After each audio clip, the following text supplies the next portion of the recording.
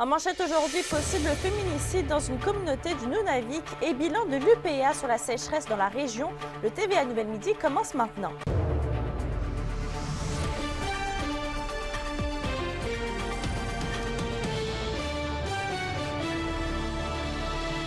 Bon midi tout le monde et bienvenue au TVA Nouvelles. On commence ce bulletin sur une malheureuse nouvelle. On parle d'un possible féminicide dans le nord du Québec. Les enquêteurs des crimes contre la personne de la Sûreté du Québec enquêtent actuellement sur un possible meurtre survenu le 18 septembre dernier dans la communauté d'Ivujivik.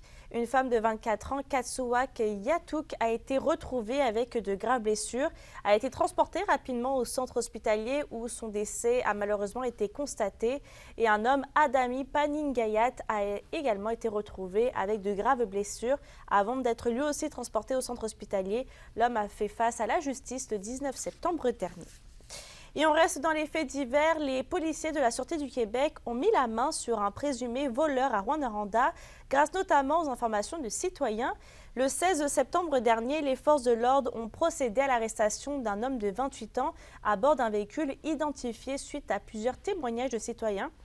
Mandat en main, les policiers ont ensuite procédé à la perquisition du véhicule et y ont retrouvé des objets volés ainsi que des stupéfiants, notamment des comprimés d'ecstasy, du purple et plus de 600 comprimés de méthamphétamine. Le suspect a comparu le 18 septembre au palais de justice de Rouyn-Noranda sous le chef de Russell. Il a été libéré pour la suite des procédures. On va parler agriculture puisque une saison catastrophique, c'est ainsi que qualifient les producteurs agricoles de la région la dernière récolte de foin. Et André, la sécheresse et le gel hivernal expliquent la mauvaise saison.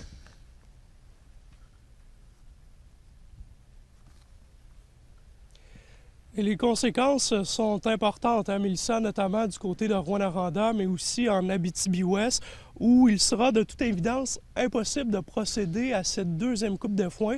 Déjà que la première au début de l'été, qui n'avait pas été exceptionnelle. Les plantes qui n'ont donc pas poussé malgré ce qu'on peut penser, parce qu'il y a eu quand même quelques épisodes de pluie au cours des dernières semaines. Et ça cause beaucoup d'inquiétude chez les producteurs agricoles avec qui je me suis entretenu plus tôt cet avant-midi. C'est le cas d'Éric Mignot de la ferme DM Mignot dans le quartier Montbrun à Rouyn-Noranda.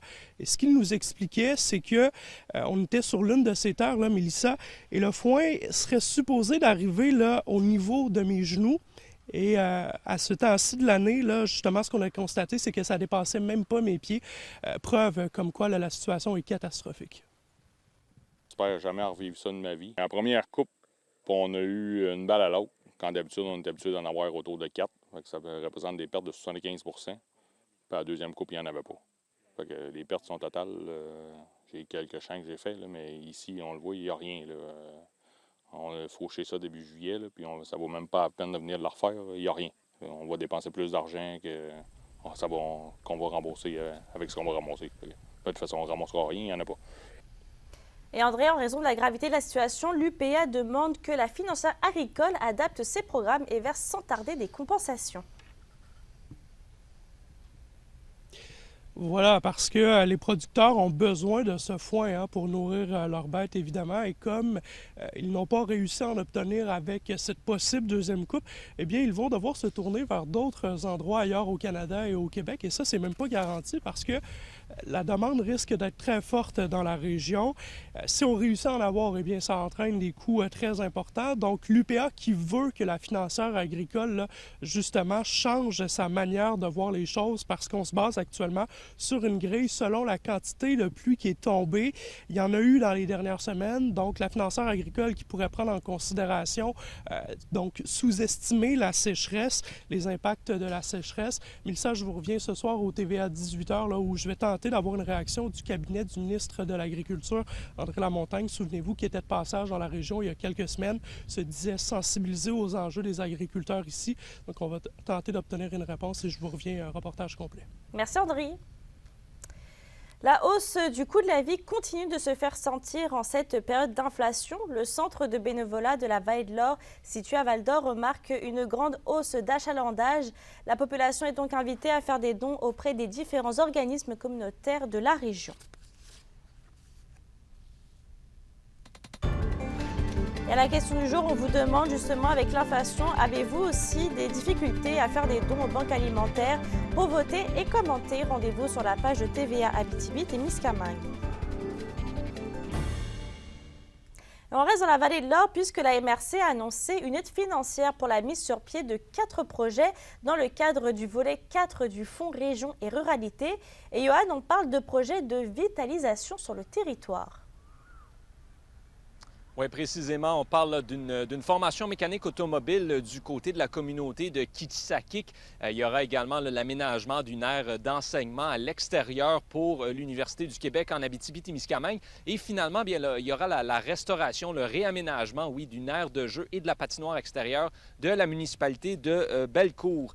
Ce sont des subventions, là, comme vous l'avez dit, là, qui proviennent en fait du Fonds Région et Ruralité dans le volet vitalisation du territoire. Et ces différents projets doivent être complétés d'ici la fin du mois de septembre en 2025. Donc, c'est un peu plus de 361 000 $ au total qui est investi là, cette année dans ce 4e volet du FRR. La directrice du service de développement local et entrepreneurial, oui, excusez-moi, Marie-André Méran, nous indiquait là, que c'est surtout la formation en mécanique à Kitsakik là, sur laquelle on insiste parce qu'elle va permettre de subvenir à un besoin non seulement dans la communauté autochtone, mais à travers le territoire. Kitsakik va bénéficier d'une belle formation en complément avec le Lac-Simon, qui va être aussi l'intermédiaire et un partenaire dans ce projet-là. Donc, on va former des gens en entretien, mécanique, changement de pneus et autres. Donc, ça va favoriser beaucoup, je dirais, la pénurie de la main-d'œuvre aussi que les communautés vivent en ce moment. Mais ça va également former des jeunes relèves aussi qui vont vouloir travailler peut-être pour d'autres promoteurs ou d'autres entrepreneurs du territoire de la Vallée de l'Or. Et vous avez remarqué, là, en plus de ce projet à Kitsakik, bien, il y en a 2 qui concernent Bellecour. C'est voulu, en fait, là, ces projets-là qui sont visés par le Fonds Région et Ruralité, bien, ciblent principalement les communautés, les municipalités, là, dont le niveau de dévitalisation économique, oui, est quand même assez élevé. Donc, dans la MRC de la Vallée de l'Or, bien, on parle de Bellecour, Kitsakik. Il y a Lac-Simon également aussi. Donc, c'est certain qu'il y a un intérêt pour la MRC à subventionner des projets qui affectent ces communautés et municipalités.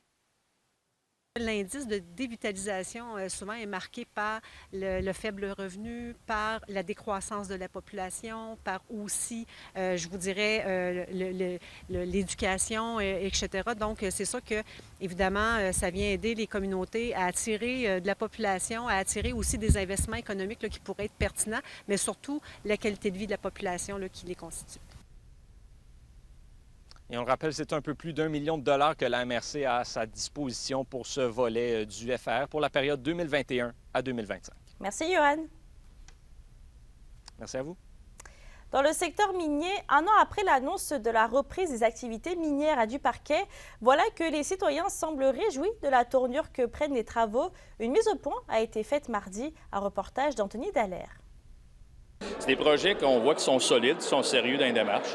Comme on dit, on est loin d'une ouverture, mais qu'on va dire, ça augure très bien. Alors moi, j'ai hâte que ça commence, mais on ne verra pas ça de mon vivant. J'ai 80 ans. Peut-être nous autres, on ne sera plus là, mais on a des enfants, des arrière-petits-enfants. Fait probablement qu'eux autres, ils pourront en profiter. Le nouveau développement du projet annoncé de la mine du Parquet rassemble les citoyens de la municipalité lors d'une séance d'information des dirigeants de First Mining où une centaine de citoyens étaient présents. L'entreprise a réitéré son ambition de transparence. On va continuer les rencontres citoyennes. On a commencé notre nouveau site web pour que les citoyens peuvent demander des questions. Mais plus important que ça, on vient d'ouvrir notre bureau au cœur de la ville, vraiment. Donc, c'est un endroit, si les citoyens ils ont une question, ils ont un endroit pour venir nous parler. La tâche sera longue avant la mise en opération du complexe minier prévu en 2033. On parle d'une phase de travaux d'environ 2 millions de dollars pour la décontamination de 3000 tonnes de résidus provenant d'anciens fours de grillage. Également, on prévoit un retraitement complet de près de 4,1 millions de tonnes de résidus miniers bordant le lac du Parquet à l'ouest de la municipalité. On a un processus environnemental, le processus des évaluations des impacts environnementaux qu'on doit franchir. Ce processus, d'habitude, ça prend peut-être 5 ans. On doit faire les études de base sur l'environnement. Après ça, on doit naviguer le processus. Et après ça, on doit avoir les permis, faire la construction. En chiffres, le nouveau projet de mine d'or du Parquet, c'est 7 fosses d'exploitation au nord, une mine souterraine d'exploitation à l'est, 11 années d'exploitation pour un total de 2,5 millions d'onces d'or, soit 200 000 onces d'or par année. L'ouverture prévue en 2033, soit dans 10 ans, est une année bien symbolique puisqu'elle marquera les 100 ans de la municipalité, également les 100 ans de la découverte du premier gisement minier par la minière. Anthony Dallaire pour RNC Nouvelles. Et c'est dès demain que la bibliothèque de Val-d'Or présente La Station Conte, son expérience immersive pour les jeunes de 6 à 12 ans. Les enfants auront l'opportunité de se plonger dans l'univers des contes interactifs jusqu'au 22 octobre prochain. Des artistes de l'Abitibi-Témiscamingue seront mis de l'avant avec l'histoire interactive La Forêt ensorcelée. Mélanie Roberge, André Lemelin et Mélanie Nadeau contribueront à l'œuvre. Une belle manière de découvrir la lecture avec la technologie moderne.